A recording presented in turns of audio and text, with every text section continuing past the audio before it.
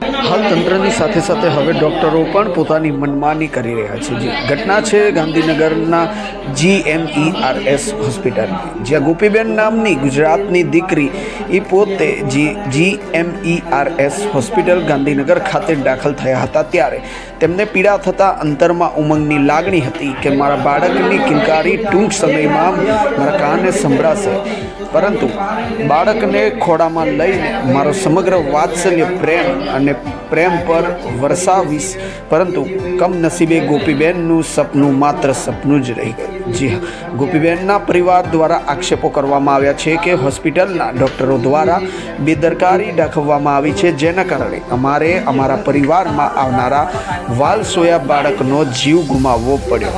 આ શબ્દો ગોપીબેનના છે અને ગોપીબેનના પરિવાર દ્વારા હાલ ડૉક્ટર સામે પણ ઘણા મોટા આક્ષેપો લગાવવામાં આવ્યા છે. આ સમગ્ર ઘટનાની તપાસ ગાંધીનગર પોલીસ દ્વારા હાથ ધરવામાં આવી છે અને વધુ માહિતી આગળ પોલીસ દ્વારા આપવામાં આવશે.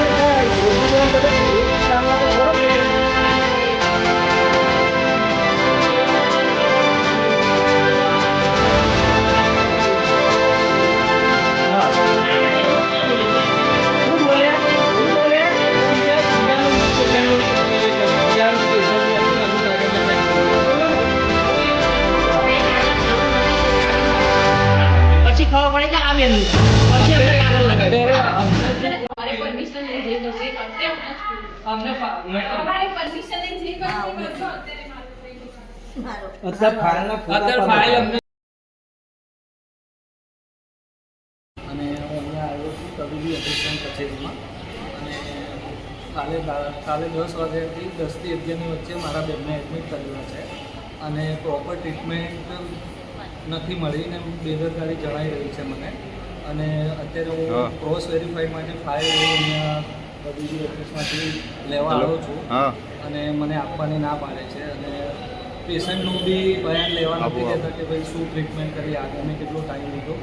તો બને એટલું જલ્દી આ વસ્તુને શેર કરીને મને